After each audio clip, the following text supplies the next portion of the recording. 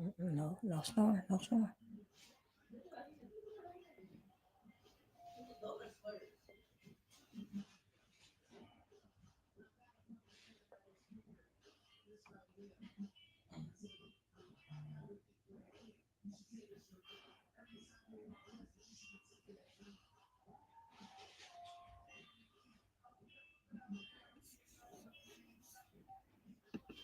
Good morning, good afternoon, good evening, whatever time it may be when you are tuning in to this podcast. I am your international award-winning author, filmmaker, and empowerment specialist, and host of the Bread Builders. But for today, I am a co-host of the Bread Builders, and the Bread Builders is the podcast that is going to be all about wealth building, generational wealth, helping entrepreneurs get better with their monies. And so many of you know that I have an educated and empowered lineup. And so this Bread Builders podcast is the part that is going to be geared toward our entrepreneurs. So we have our aspects of entrepreneurship show that is geared toward authors, the Total Woman Experience that's geared toward women, and then the Bread Builders, which is geared toward entrepreneurs. And so every second and at least every second Friday, I will have one co-host. I may have a second one, but we're going to have different ones coming on that's going to be able to pour into you all, giving you all some great nuggets. And so today, I am so happy to be sharing the stage with someone who I had the opportunity of meeting a couple months ago, and he has the same passion about helping our people, empowering, educating as I do. And so I asked him because his area of expertise is life insurance. And in fact, he is known as the commissioner. And so he is here tonight, and he will be every second Friday to help share legacy and generational wealth knowledge through life insurance. Please help me welcome to the stage, Mr. Tino Gordon. Hey, Tino. Hey, how are you? I am well. How are you? I'm doing well. I'm doing well. Excited. I love it. We love excitement. Excitement is always great. And I see that you got those connections in. So that is awesome. So look, before we jump right into the show, why don't you just give a little bit of background to our viewers about who you are and what it is that I gave a little snippet, but that experience and expertise that you're going to be bringing to the podcast. Okay, awesome. So yeah, let's start at the beginning. I've been a licensed financial consultant since 2015, really just helping people, showing them put together financial plans, showing them how they can use the money that they already have to just grow their wealth. Sometimes, everything big starts small. So it's just about planting those small seeds to then get that big tree so then you can have a harvest from it. I like to keep things very easy, very simple, stuff that you can digest and actually take into action to change your lives. The company's called Gordon Legacy Consulting, and our focus is really on helping you create and shape your legacy. I just want to hope everybody just live a magnificent life I and then love that. impact the future generations. And then, we're going to make the world a better place, one person and one family at a time. I love that. Like, because so many times people underestimate doing it piece by piece, right? Or as our tagline is, building legacy one slice at a time. A lot of times people feel like, if you're not doing it on a massive scale, that it doesn't matter, but it still makes a difference. Every person makes a difference. And so let's start with what it is that you do in terms of with life insurance holistically, but I want to actually yield the floor to you so that you can kind of share with us a lesson on today of, like, if it's at least like one tip that we can focus on today on how to use life insurance to help us build generational wealth. Okay, one tip. So one of the things that came to mind just recently, what's been happening in the past few days, is really when you think about building wealth, there's really three major ways that people build wealth. They either own a business, or they have real estate, or they have some type of asset portfolio, stocks, bonds, mutual funds. You can put your business in there, things of that nature. But the main two is going to be real estate and your business. So what's been going on lately is I'm seeing a lot of people actually lose their homes, and sometimes that's a major purchase. That's the biggest purchase a lot of people have made in their lives, and not knowing that really it's not that they lost their job or anything, but they lost their home because of a sickness or a accident or an injury, something like that, and they simply just couldn't afford the medical bills. They got into debt, and that biggest piece, that purchase, your home, if you lost that, then what else do you have to pass wealth down if you don't have a business, or if you don't have a huge insurance policy or something like that? So with that being said, I really just want to make sure that the people who are watching this have what is called living benefits attached to their policy. It's pretty much if you get critical, chronic, or terminal illness, or you get injured, you can't do two of the daily six living activities like eating, bathing, walking, dressing yourself, your policy will actually pay you while you're alive. Imagine if you went to the doctor and they said, "Hey, you had a stroke or a heart attack. You're not going to die. You're still going to live, but you're not at 100% to go back to work." And your Mhm. life insurance policy paid you out $250,000. That's life changing. So that's one thing I just want to make sure that I cannot stress enough. Please have living benefits on your policy. Yeah, I love that concept of living benefits. And I mean, I know that you kind of just briefly hit upon it, but like if we, because one of the things that you and I did when we were talking before offline, like we were talking about just practical, the practicality of life insurance and how many times people overlook that, right? Like because Yeah. most of the times people just look at life insurance as okay, a loved one passed away. And so we just don't want to have to do a GoFundMe campaign, which we've seen happen all too often, so we don't want that GoFundMe campaign. So let's have life insurance. But like what you're saying is, hey, no, you don't have to just limit the use of life insurance for after death, dealing with the death. So when you talked about that living benefit, why don't you like give us a actual example? So like in other words, how long would I have to have my life insurance before I'm able to draw from it, or how much should be in my insurance policy before I'm able to draw from it? Because what I found is that a lot of times when you're talking about real numbers, that's really what draws people in more, because as you know, many times our people, black and brown people, we are the ones who don't have life insurance at all, because either the mindset behind it is that it's only for the rich. And so if you don't consider yourself to be wealthy, you may not have it at all, or it's well, I won't need that for a long time. So I know that that was kind of loaded. So let me rewind it and just say, give me a practical example of like, how much do I have to have in my policy? And then what is the process with using it? Yeah, so ideally, you want to have enough to fund your life, you know, not having, you want to have enough so that you don't have to do a GoFundMe. Now, I know the classic example is, having enough for a funeral, but you also see on GoFundMe, people need money just for medical expenses. Hey, I got diagnosed with cancer. Hey, I just had a heart attack. Hey, I had a stroke. You want to make sure that you have enough to cover that. Like I said, I had a client who got $250,000.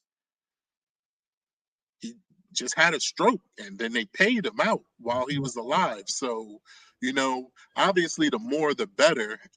But that number, I don't know if I could really hit the nail on the head as far as like how much you should have, because I don't know how much your mortgage is. I don't know how much your hospital bills would be, but you need to have enough to cover that. And especially a lot of those policies are inexpensive. and Mhm. adding the living benefits onto that. Another thing that I would say is, we keep thinking about life insurance is for the dead. Life insurance is just money. You're Yeah. just buying money. And last time I checked, dead people can't really spend money. So life You better insurance say is for that. the living. Yeah. Yeah. Mm. I love that. And so let's kind of touch on two of those things. So when you were like, hey, I can't give you an exact number, but this is what we do want to say. So for those of you, first of all, you don't just have to be a homeowner. So let's kind of do that. Let's dispel some myths, right? You don't Okay. just have to be a homeowner in order to own life insurance, right? So whether you are renting, whether you're living with someone, you can have a life insurance policy. And so one of the ways in which Tino is saying to figure out like how much money to have in your policy, right? Because from the moment that I get it, if I buy my policy today, I don't have anything that I can take out of it, or do I? So with the living benefits, yes, you do, because Talk that's about just a it. matter of if you got diagnosed or if you got injured or if you can't do the daily living activities. So the living benefits is really designed for you to still maintain your lifestyle. There is a acronym called MUG, which MUG, which stands for your mortgage, your utilities, and your groceries. I mean, or it could be RUG, it could be your rent, your utilities, and your groceries. The living benefits is designed to make sure that you're still able to have your dwelling, whether you have a mortgage or whether you're renting, making sure you're still able to pay the light bills, make sure you're still able to pay your all your utilities, gas, electric, and then make sure you're still able to pay for your groceries because you still got to eat. You may be Mhm. laying up in bed, but you still got to have some type of nutrients and food coming to you somehow, Absolutely. and if you're somebody who lives by yourself, you're gonna have to pay for a caretaker, Hmm. or you might have to compensate one of your family members if they're taking care of you because they may have to stop working to take care of you. Hmm. And you Hmm. don't want to just rack up that huge bill with DoorDash or Uber Eats or something. That Two hundred part. fifty thousand dollars goes a long way, but at the same time, it can get cut down real quick with Uber Eats.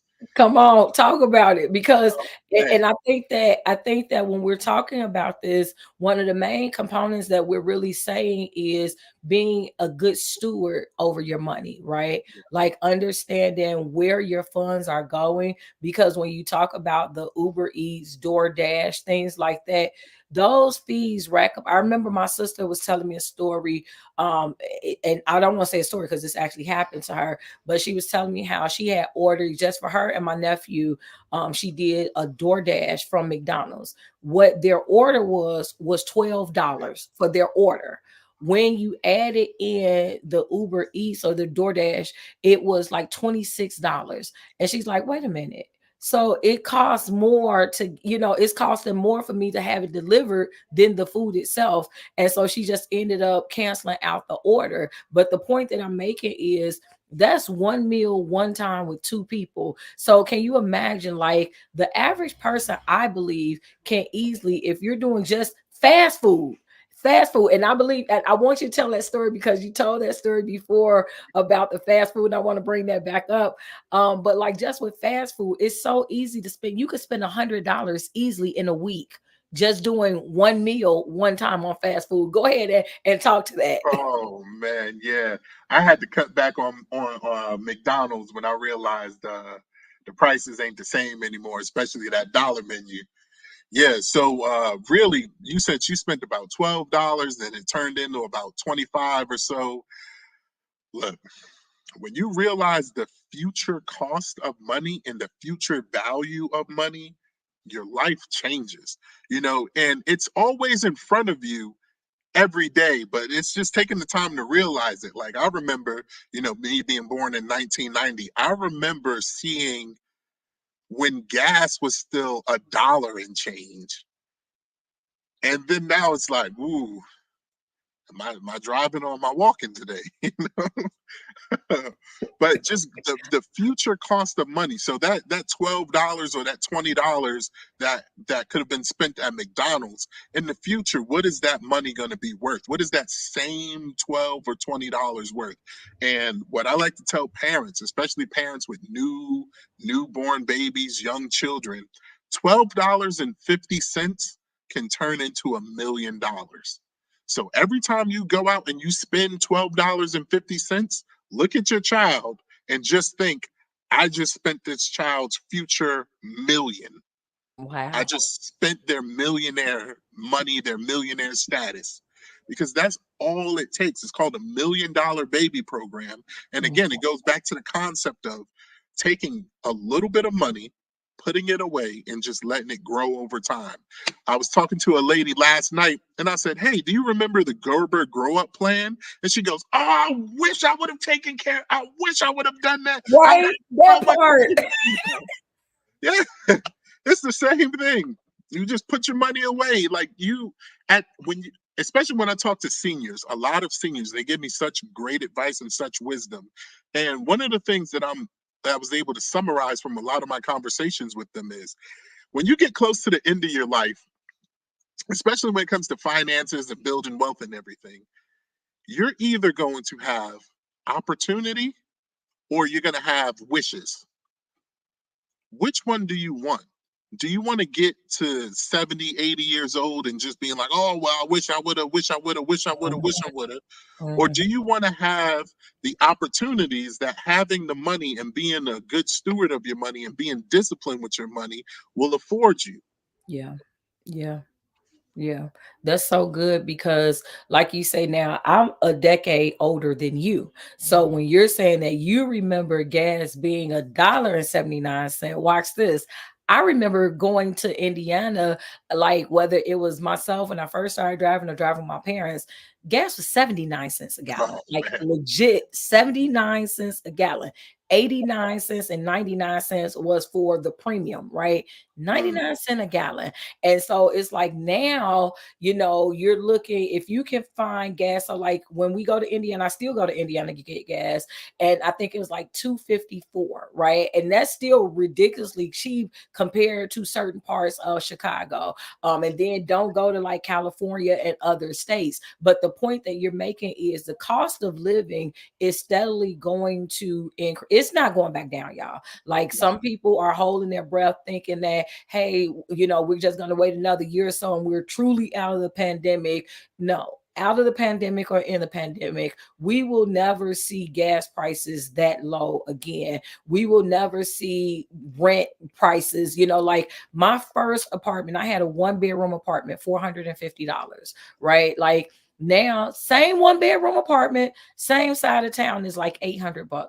So you're not, and this is legit numbers. This isn't like exaggerated. This is like legitimate numbers when you are in a major city, especially, and you're trying to find apartments. Like just your typical 1-bedrooms are gonna run you $700-800, and so it's like you have to find a way to strategically use your income. And so, tell us why this now what we're talking about is important for everybody, but tell us why specifically for entrepreneurs that this information is really going to come in handy. Okay, so we talked about things just getting more expensive over time. So that over time everything is just going to cost money. Even for your entrepreneurs, the cost of the goods and services just to run your business is going to cost money. So let me ask you this. If you were able to put your money into an account, and let's just say for every dollar that you put in, you got $5 back. And also knowing that money is going to be a little bit tight in the future, or the cost of goods are going to be more, how much money would you put into this account today? That's good. Now, are you actually asking me, or is that a I rhetorical mean, question? you can answer. It's just a hypothetical, but it's just, again, if Yeah. you knew you were putting in $1 and it gave you $5 back, how many dollars would you put into it? And that's good though, Tino, because look, watch this. I want you to, because even it doesn't seem like this 30 minutes has really kind of sped through, but if we're talking about real time examples, that's really like the difference between a savings account, right? So you look at, I was just talking to my daughters about this the other day. Your average savings account, because she had to do some project in school where they had to like research a bank and put up a save, put money in the savings account and count it up. And so she found whatever the account was, and I mean whatever the bank was, and the interest was not 2%, not 0.2%, 0.02%. And so she's like, so that's like 2%, right? I said, no. 2% is the whole number before the decimal. I said, that's not, I said, what is one place after the decimal? She said 10th. I said, what are two places behind the decimal? She said 100th. I said, so that means that if you put $100 in your bank account, after a year, it will be $100.02. That's what that's saying. Yeah. So when we're talking about, so like, let's say if I was to take that same $100 and I was to give that to you to put into a life insurance account, if you will. So tell us, like I say, hey, I want a policy. I want a policy, and I'm gonna be able to put $100 in every month. So walk us through on, that's how we're going to finish the show today. Like Okay. walk me through what it would look like if I want to open up a policy with you, and you can play with it however you want. Like you can tell me what type of policy is going to be. I'm an entrepreneur. I'm 40 years old and I am looking to be done. I want to be able to retire by 65. And so what would it look like for me if for 25 years I'm giving you $100 a month for 25 years? What does that look like? Ooh, for 25 years. Okay. So I'm gonna back up for you, because usually what I ask people is, what's your goal? Because there's two paths we could take. If you need to put money away and just let it grow, and you need to access it sooner, I would say we could look at a whole life policy, but it has to be with very specific companies, and their interest is 5.2%. So you can put that money in and you're saying, hey, in 30 days, I'm going to need it back because I got a real estate program I want to invest in. Cool. There's that. But since you specifically said you want to build a savings for 25 years and just let it grow, what it will look like is, on average, historically, you can get anywhere between 6 to 12%. Also, when the market goes down, you absolutely don't lose any money. And then when it's time for you to retire, just turn on the income. Now, what that number would be, I don't know off the top of my head, but most people I see are getting, 30 grand a year, 50 grand a year, 80 grand a year, 120 a year. Yeah. So again, how much money would you put in now to get that later?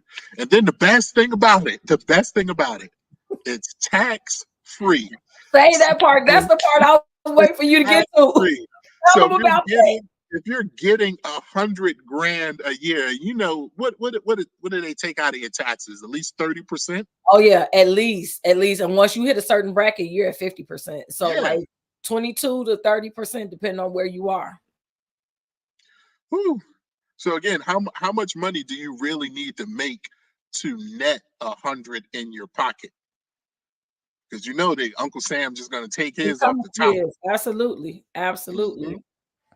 Yeah, Absolutely. so whatever it is that you're getting tax free, realistically you're making more, because you're not losing it towards taxes.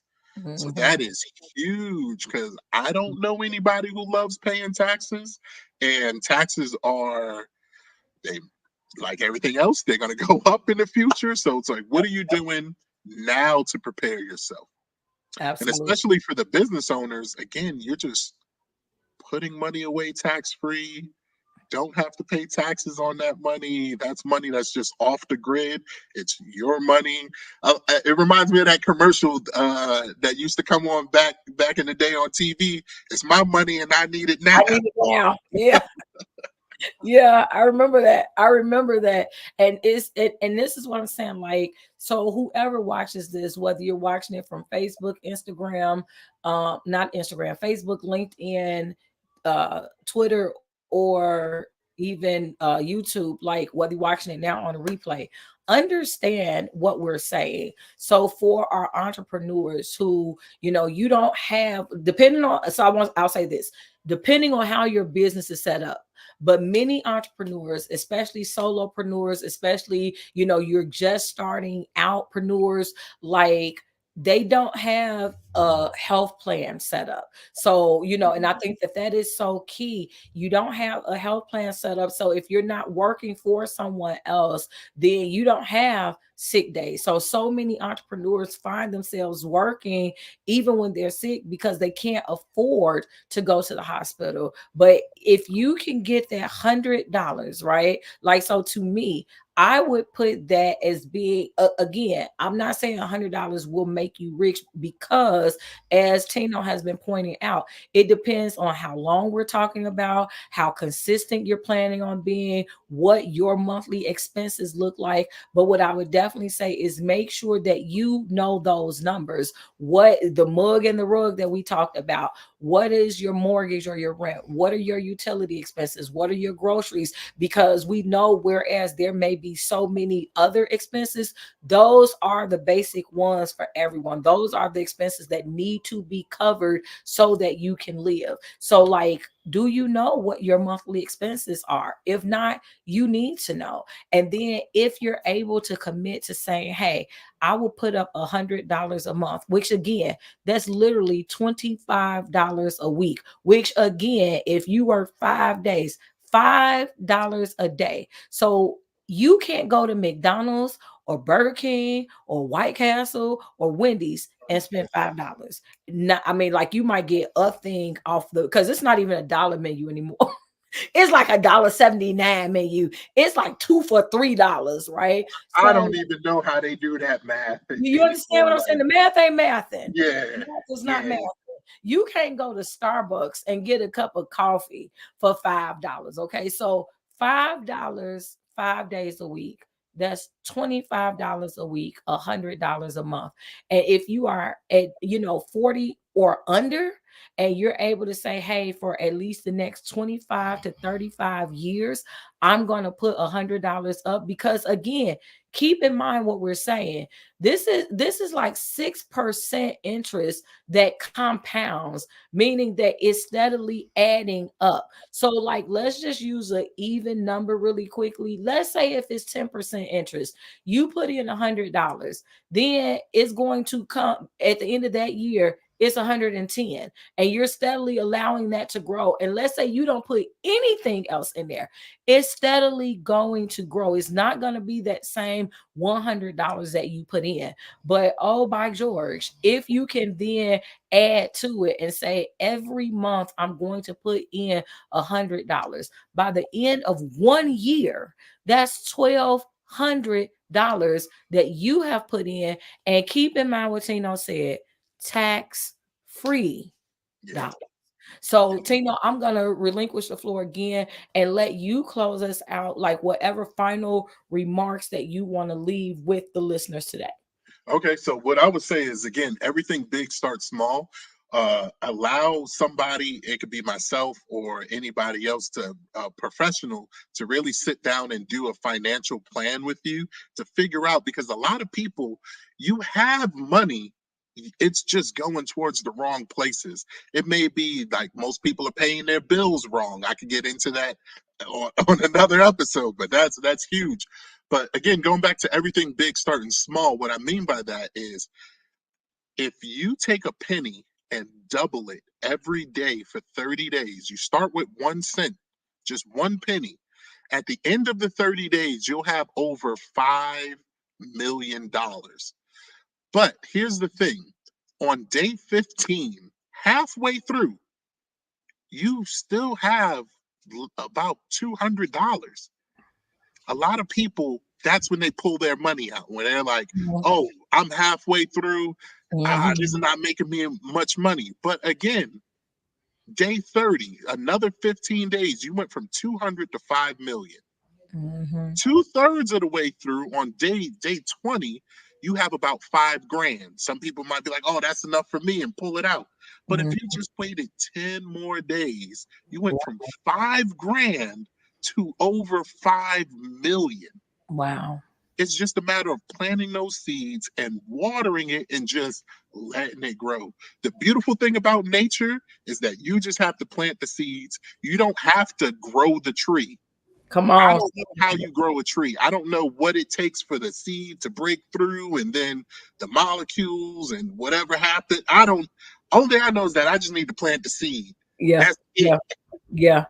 Let Absolutely. let God, let nature take care of the rest. And it's the Absolutely. same with finances. Plant the seed, let compound interest take care of the rest. I love it. I love it. Plant the seed and let compound interest take care of the rest. So we are thanking you. I'm thanking you guys so much for tuning in. Tino, thank you for You're coming welcome. on. And you guys will be able to see Tino every second Friday. Next month, Tino, we're going to have to do a special 5 p.m. start time, my docu-series. So next month is Women's History Month. And every Friday in that month, we are debuting a different segment. And it starts at 7. So I have to be where I'm going by 6:20, 6:30. So I know we can do a 30-minute podcast from 5 to 5:30, and that will give me ample time to get to where I'm going. But I want to thank you so much for dropping these nuggets of wisdom, because again, as you said, everything big starts small. And so to my entrepreneurs who are listening, let that word encourage you in your business, professionally, personally, within your own finances. Understand that everything big starts small. And I think that I will allow that to be the last word for the day. And so, again, we're going to be coming on with this every Friday. You're going to have a new podcast. There'll be some weeks where I will have a co host with me. And so, there'll be more information that we are sharing as we are growing. But as Tino said, this too, like everything else, everything that's going to be big, it starts small. So thank you all so much for tuning in. And until next time, you all stay inspired.